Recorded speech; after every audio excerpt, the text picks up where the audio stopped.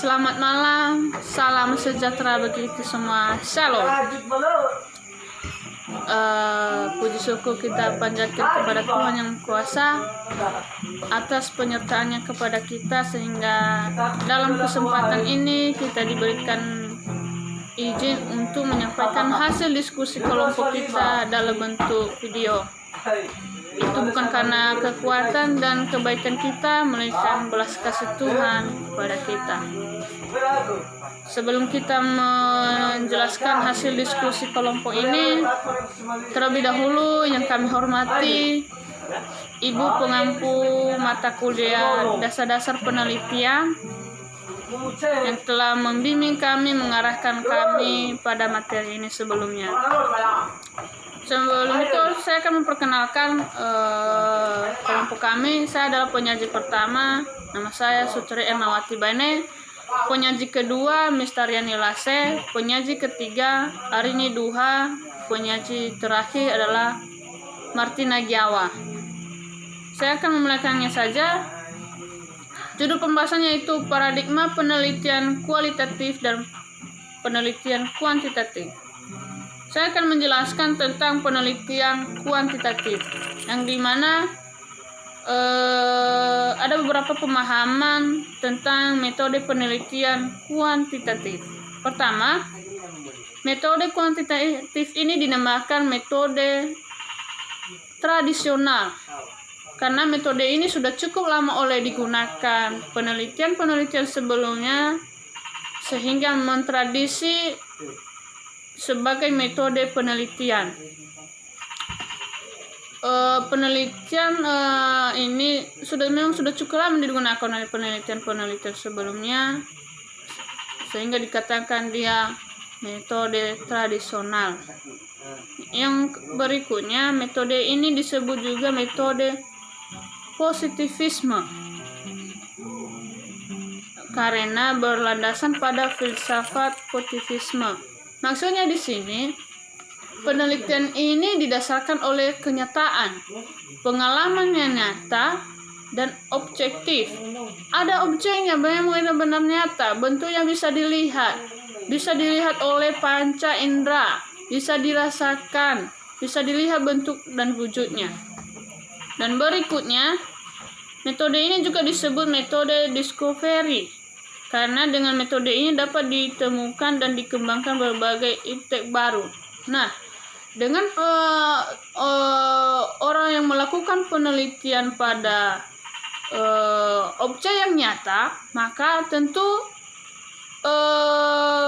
peneliti akan menemukan temuan-temuan yang baru, yang bisa membangun ilmu, yang bisa memberikan ilmu-ilmu yang baru, sehingga ketika temuan itu diuji akan memberikan ilmu yang baru, seperti ilmu iptek, ilmu pengetahuan teknologi. Berikutnya, metode ini berupa angka dan dianalisis menggunakan statistik. Tentu penelitian ini berupa angka. Saya akan menjelaskan dan mengambil satu contoh pada air. Ketika seorang peneliti meneliti air untuk mengubah suhu air itu menjadi panas, tentu peneliti mengukur berapakah suhu air pertama sebelum dipanaskan. Tentu setelah diukur oleh peneliti, dia akan menulis berapakah suhu angka. Tentu dia akan menulis dengan angka, berapa Celsius dia, berapa suhu tingginya, berapa suhu dinginnya. Ketika air itu mengalami proses pemanasan, peneliti melakukan pemanasan pada air tersebut, maka suhu air itu akan naik, akan berubah. Maka peneliti pun melakukan lagi pengukuran untuk suhu air tersebut. Berapakah suhu air itu yang sudah panas? Maka akan dicatatnya dengan angka. Dan hal ini didasari oleh analisis menggunakan statistik. Ya. Untuk itu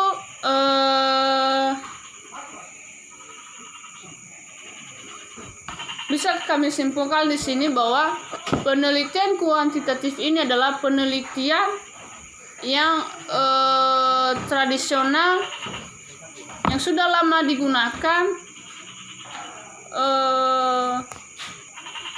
untuk mendata dan menggali informasi yang akurat, yang secara sistematis, sehingga hasil penelitian itu memang benar-benar sah, sehingga hasil penelitian itu bisa mencapai target yang telah ditentukan oleh peneliti. Maka itu akan diteruskan oleh penjelasan berikutnya, itu Mr. Yani Lase. Demikian. Baik, saya akan melanjutkan pembahasan dari kelompok kami tentang paradigma penelitian kualitatif dan kuantitatif. Nah, yang saya jelaskan adalah pengertian tentang kualitatif. Kualitatif adalah metode penelitian yang dilandaskan pada filsafat post-positivisme, digunakan untuk meneliti data pada kondisi objek yang alamiah. Nah, peneliti itu memang harus sebagai instrumen kunci atau teknik pengumpulan datanya harus benar-benar dianalisis secara triangulasi atau gabungan, dan dapat bersifat induktif kualitatif, dan hasil penelitian tersebut harus juga benar-benar kualitatif, lebih menekankan makna daripada generalisasi. Nah, postpositivisme ini merupakan suatu perbaikan kelemahan dari positivisme, yang dimana positivisme ini sependapat dengan positivisme, karena positivisme merupakan realitas sosial yang benar-benar nyata. Nah, sebagai lawan positivisme ini adalah eksperimen, yang dimana eksperimen itu suatu tindakan seseorang yang mensurvei atau yang melakukan pengamatan untuk mengecek atau menyalahkan hipotesis, dan untuk mengenali hubungan sebab akibat atau gejala. Misalnya, contohnya dalam realitas sosial. Dalam realitas sosial itu memang harus benar-benar yang nyata ya. Penelitiannya atau pengamatannya memang benar-benar nyata. Misalnya dalam kehidupan bermasyarakat, di mana contohnya saja tentang adanya perbedaan segi pendidikan di desa dan di kota. Pada kenyataannya, pendidikan dalam masyarakat itu, khususnya di Indonesia, belum bisa disebut sebagai pemerataan atau lantaran terdapat beragam kecemplangan yang nyata atau yang benar dalam kehidupan yang sebenarnya. Misalnya dalam realitas sosial tadi, di sana menggambarkan suatu masalah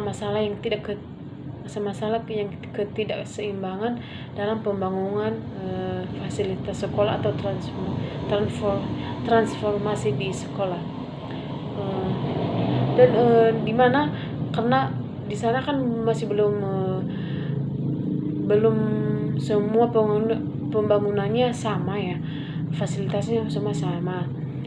Nah, tugas yang melakukan penelitian di sana harus benar-benar menyelidiki apa sebabnya, kenapa fasilitas di Indonesia ini masih belum semua sama transformasinya atau pembangunannya, ketidakseimbangannya, apa aja masalahnya harus diteliti.